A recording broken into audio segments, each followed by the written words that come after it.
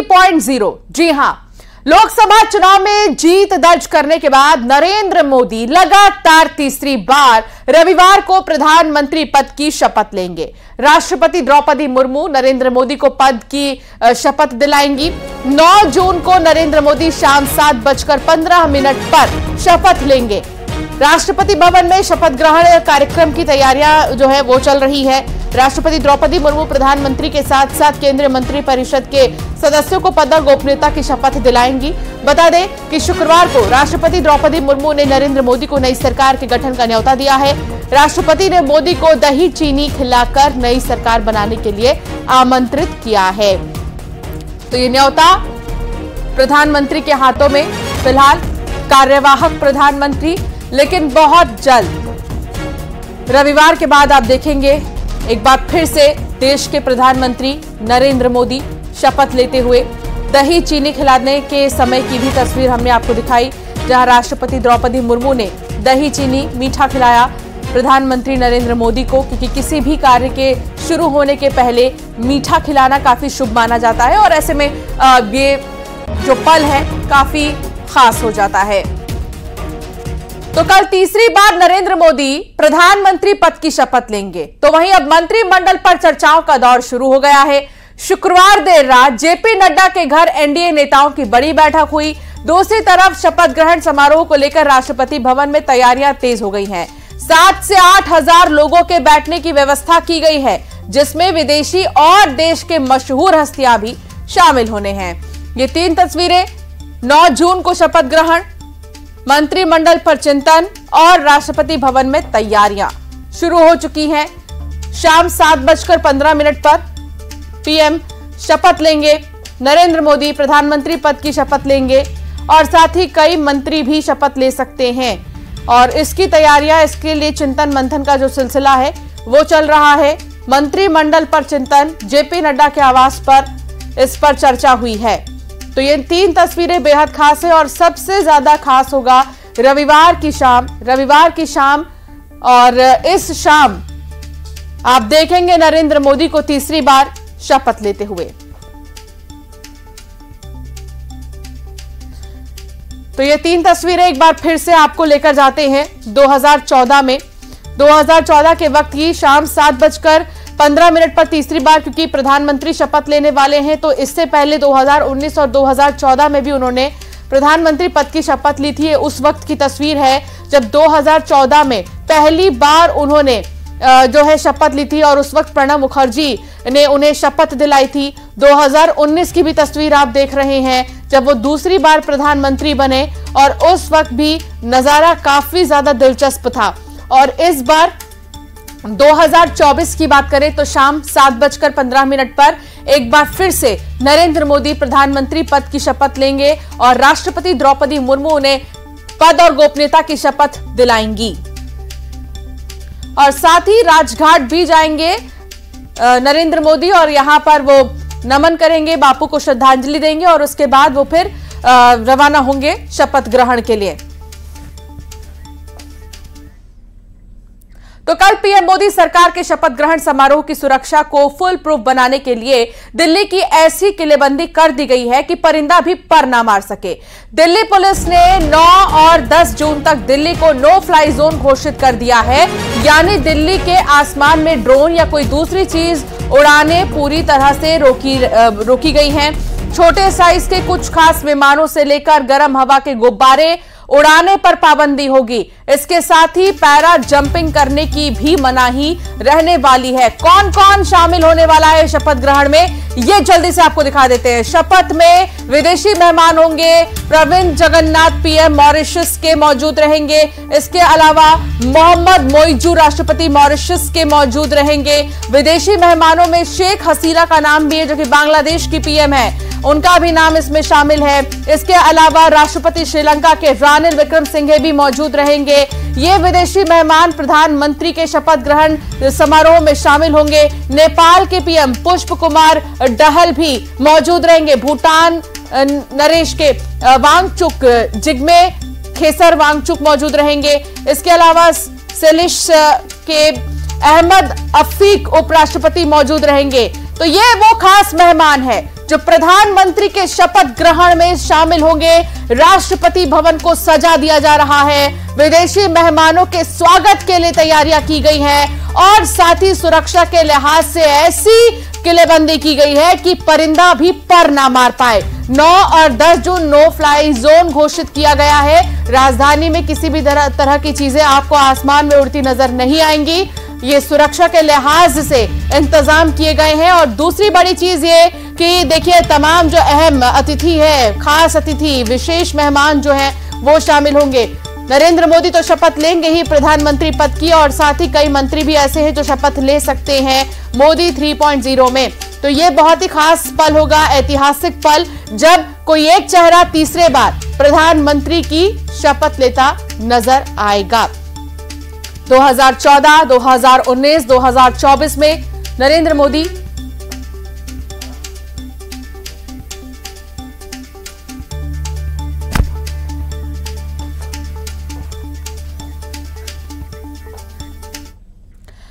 और अब खबर भोपाल से है, जहां वीआईपी रोड पर स्टंटबाजी का मामला सामने आया है। चलती कार पर सवार होकर डांस करते कुछ लोग नजर आए हैं। शराब के नशे में सड़क पर स्टंटबाजी और तेज रफ्तार कार की छत पर यह स्टंटबाजी की गई है। देर रात 3 बजे युवकों ने स्टंटबाजी की है। वीडियो सोशल मीडिया पर वायरल हो रहा है। अब देखिए, इस तस्वीर को देखने के बाद सवाल यह है कि कानून प्रशासन का कोई खौफ नहीं, नियम से कोई लेना देना नहीं कि आखिर सड़कों पर जब रफ्तार भरते हैं तो कोई नियम नाम की भी चीज होती है। इन युवाओं को इस तरह की चीजों से कोई लेना देना नहीं है। ऐसे में शराब पीकर अपनी जान को हथेली में रखकर ये स्टंट करते नजर आ रहे हैं। देखिए वीडियो।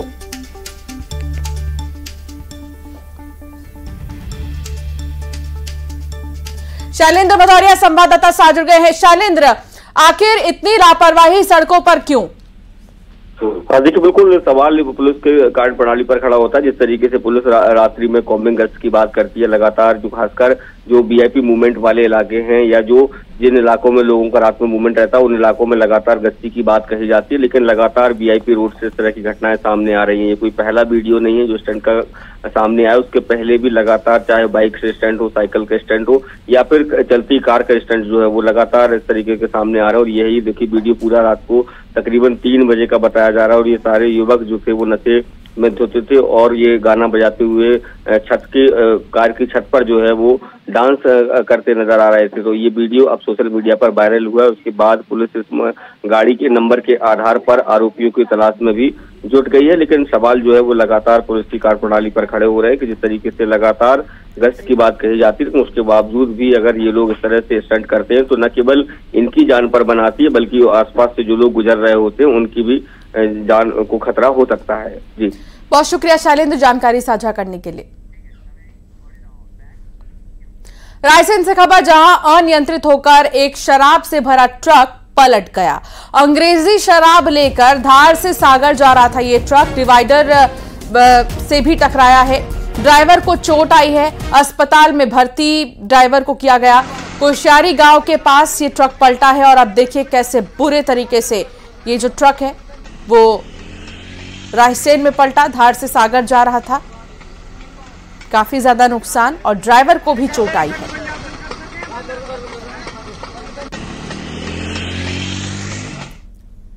पन्ना जिला अस्पताल की एक बड़ी लापरवाही सामने आई है, जिसमें कि रेप पीड़ित 2 नाबालिग बच्चियों के परीक्षण के लिए भटकना पड़ा है। अमानगंज थाना पुलिस रेप पीड़ित बच्चियों की जांच के लिए जिला अस्पताल लेकर पहुंची थी, जहां बच्चियों के परिजन जांच करवाने के लिए अस्पताल में इधर से उधर भटकते रहे, लेकिन परीक्षण नहीं किया गया। पीड़ित बच्चियां और उनके परिजन देर रात से लेकर अगले दिन दोपहर तक अस्पताल में जांच करवाने के लिए चक्कर काटते रहे, जिसके बाद अमानगंज थाना प्रभारी ने मामले की सूचना एसपी को दी है और एसपी ने कलेक्टर को मामले की जानकारी दी, जिसके बाद कलेक्टर के निर्देश के बाद दोनों बच्चियों का परीक्षण हो सका।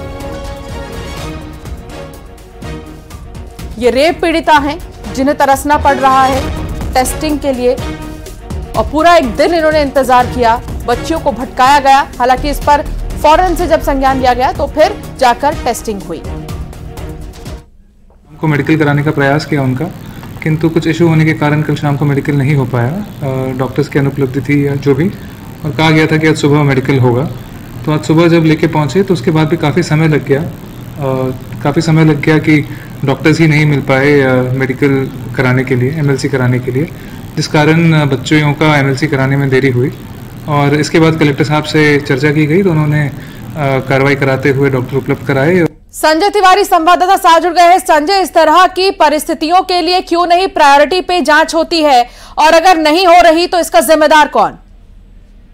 निश्चित रूप से मैं आपको बता दूं, पन्ना जिला चिकित्सालय का ये आलम आज से नहीं, वर्षों से चला आ रहा है। यहाँ पर कहने के लिए तो जिला चिकित्सालय ट्रामा सेंटर है, लेकिन यहाँ पर डॉक्टरों की कमी महसूस की जाती है। डॉक्टर के पद रिक्त पड़े हुए 40 डॉक्टरों में से महज मैं आपको बता दूं 1 दर्जन से भी कम डॉक्टर यहाँ पर मौजूद है। यही कारण है कि गर्मी का सीजन चल रहा है, बीमारियां बढ़ी हुई हैं, तो डॉक्टर्स का बहाना यह है कि हम मरीज देखें, या ये जो सरकारी एमएलसी है, जो कि एक कानूनी प्रक्रिया होती है, जब किसी पीड़िता के साथ में इस तरीके की घटना घटित होती है तो उसे एमएलसी करानी होती है। एमएलसी पुलिस के द्वारा कराई जाती है, मेडिकल कराया जाता है। लेकिन जैसा कि आपने दर्शकों को बताया कि ये 2 बच्चियां हैं जो कि नाबालिग थी, और सरेआम जिला चिकित्सालय में 1 दिन व्यतीत करने के बाद भी उनकी एमएलसी नहीं हुई। और यहाँ पर जो एसपी है साईं कृष्ण थोटा, जब उन्होंने संज्ञान लिया और उन्होंने कलेक्टर को बोला, कलेक्टर सुरेश कुमार ने सीएमएचओ को आदेशित किया, तो सीएमएचओ ने फिर किसी तरीके से, जैसा कि एसपी साहब ने बताया, कि किसी तरह से इन बच्चियों की एमएलसी हो पाई। इसकी जिम्मेदारी की जहां तक बात करूं तो जिला चिकित्सालय ही नहीं बल्कि मध्य प्रदेश शासन स्वास्थ्य विभाग इसका मुख्य दोषी ठहराया जा सकता है। बिल्कुल, बहुत शुक्रिया संजय जानकारी साझा करने के लिए। दमोह रेलवे स्टेशन पर मासूम की हत्या का मामला सामने आया है। युवक ने 2.5 माह के मासूम को पीटा। दिल्ली से मजदूरी करके लौटा था लेखराम का परिवार। युवक ने 2.5 माह के मासूम की पिटाई की। मजदूर लेखराम ने पुलिस से मदद मांगी थी। सीसीटीवी फुटेज खंगाल रही है पुलिस।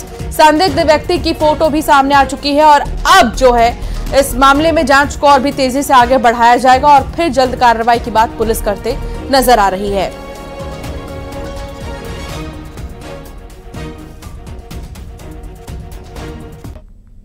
बच्चे की तबीयत गड़बड़ हो गई थी, इसमें आ रहा था, घरे आ रहा था, दिल्ली से घरे आ रहा था। सो यहाँ आ गया, दमोह आया, दमोह में तबीयत ज़्यादा गड़बड़ हो गई इसकी। मैंने सोचा कि यहीं इलाज करा लूँ इसका सूख रहा था बच्चे का गला, मैंने उसको पिवाया पानी, यहीं बैठा रखे मैंने पिवाया पानी। फिर मैंने सोचा कि फ़ोन लगा नहीं छोटा भाई के, तो बता दूँ कि मैंने हॉस्पिटल में भर्ती कर दिया उसको, यहीं भर्ती कर लेता हूँ।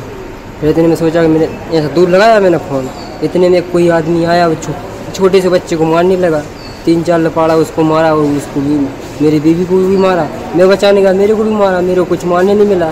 दिल में उठाया ईंट में, दिल में भाग गया। और वो वहाँ सब पुलिस वाले खड़े थे, उनसे बोला मैंने सर जी मार रहे हैं, तो सर जी कुछ नहीं बोल रहा। सर जी कह रहा बहन जा, बच्चा मर गया तो क्या घर ले जाती। स्टेशन में उतरे तो हमने वहाँ पे बैठे, मैन गेट पर पानी पिला रहे थे, बच्चा को गला सूख गया था, तो पता नहीं वो किसने आया, हम पानी पिला रहे तो अचानक उसने मारा है, हमको मारा है, हमारे पति को मारा है। अनूपपुर के फुनगा में बिजली की लाइन ठीक कर रहे लाइनमैन को करंट लग गया। बता दें कि लाइनमैन 11 केवी बिजली की लाइन ठीक कर रहा था, तभी अचानक तार में करंट आने से लाइनमैन को करंट का झटका लगा और लाइनमैन खंबे से नीचे गिर गया। गंभीर अवस्था में लाइनमैन को अस्पताल ले जाया गया है, जहां प्राथमिक उपचार के बाद लाइनमैन को अनूपपुर भेज दिया गया है।